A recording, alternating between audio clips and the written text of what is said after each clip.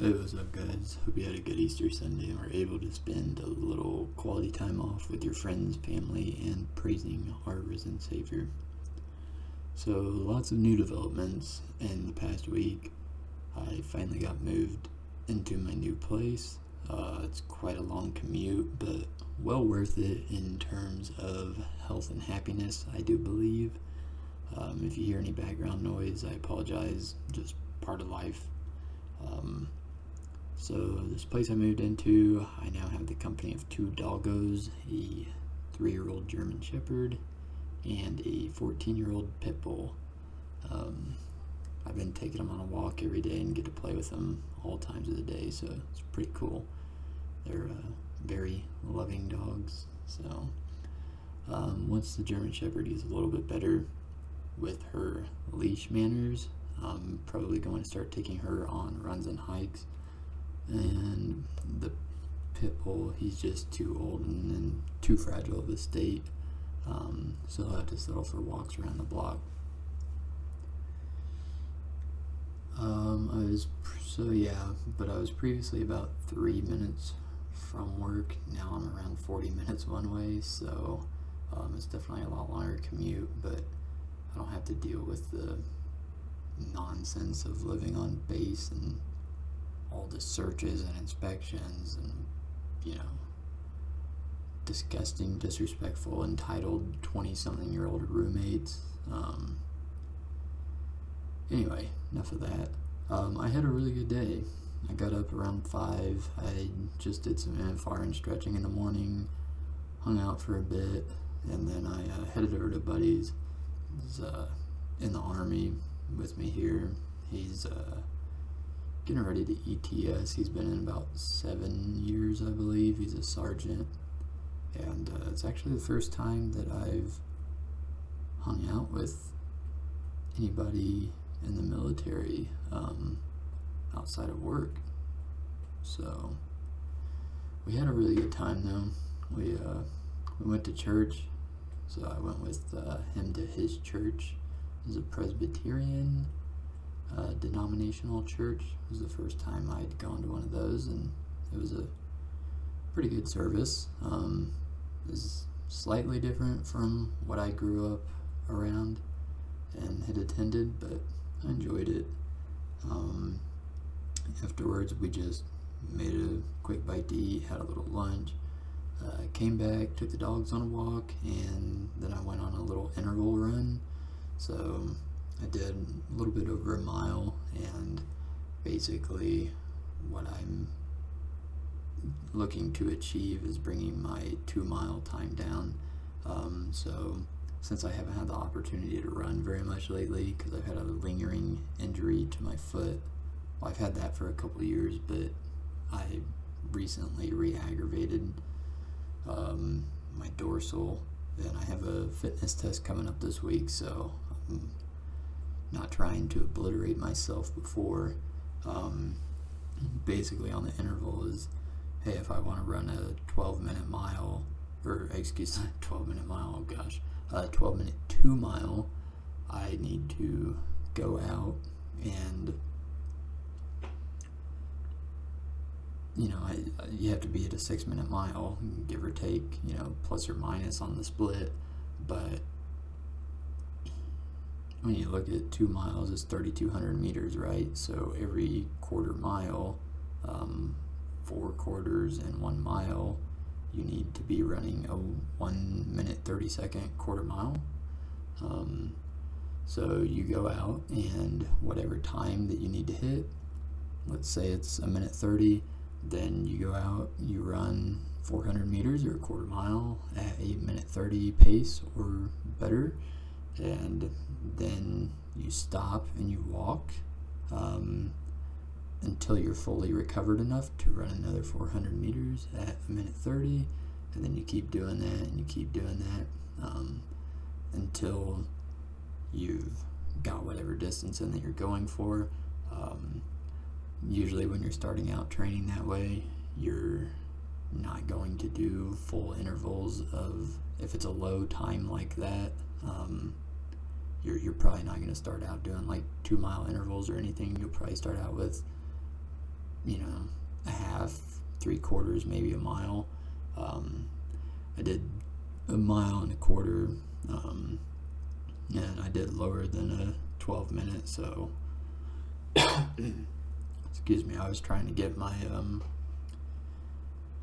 400 meter pace at around 1:15 every quarter mile, so that'd be a 4:30 mile, and then you're looking at a 9-minute 2 mile. So as long as I can stay healthy, that's something that I've always wanted to achieve, is a sub 10-minute 2 mile. So we'll see how it goes. Yeah, just hopefully we can stay healthy.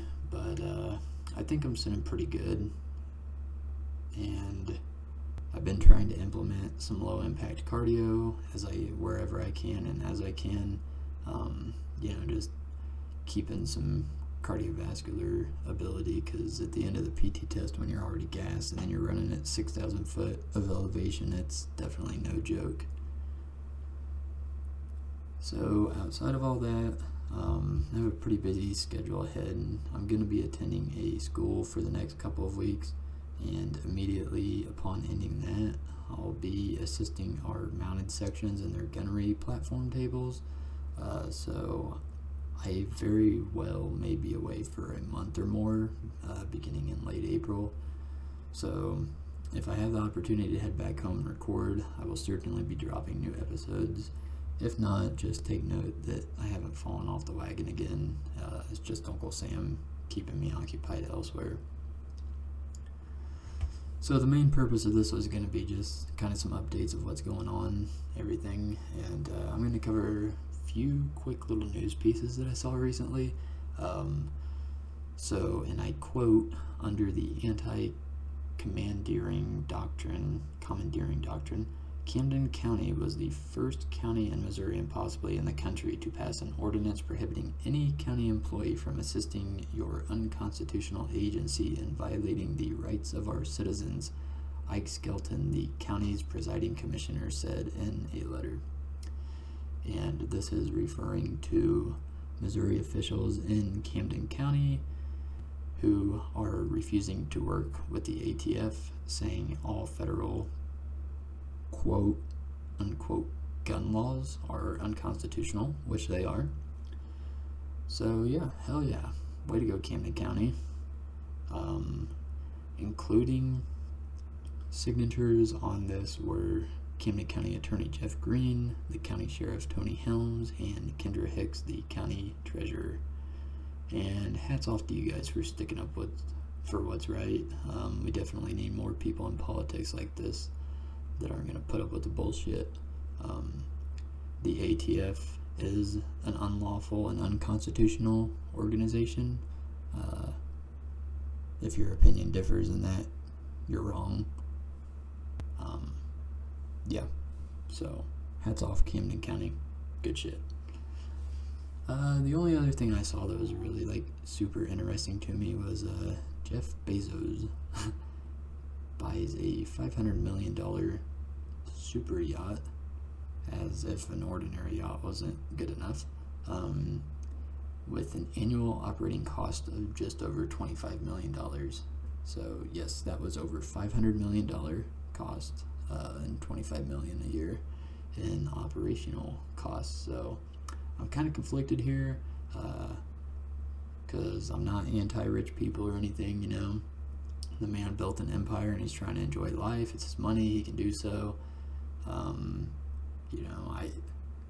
not going to get into all that, because I don't believe in everybody equal this and that. If you build or design a product or a company that works and people support it or utilize it, and you're able to make a lot of money off of it, then good for you. Everybody has the same opportunity in this country, so it is what it is. The thing that I do find awfully strange, though, is I have quite a few of my friends, even some acquaintances, quite a few acquaintances at work through the military, that are all supposedly very anti-corporation, yet they still purchase from Amazon due to their factor of convenience. I've talked about Amazon a couple times on here before, and Bezos stepped down as CEO, I think he was, and now he's like some kind of representative chairman or something. I don't know what the hell he is, but he's like the third richest dude in the world with just over 125 billion in net worth, and I take a little bit of pride in the fact that he hasn't made a dime off of me, and he never will. But hats off to the guy for what he's done and accomplished and everything. So that's about all I'm going to talk about today. I just wanted to get another little update, a little bit of rant, and then some good shit coming out of Camden County. And starting next week, we're going to head back to a multi-part bushcraft military-related episode format. So be sure to tune in to that. Otherwise, it is Easter Sunday, and I would just like to say, He is risen indeed, and y'all take care. We'll see you in the next one. Thank you.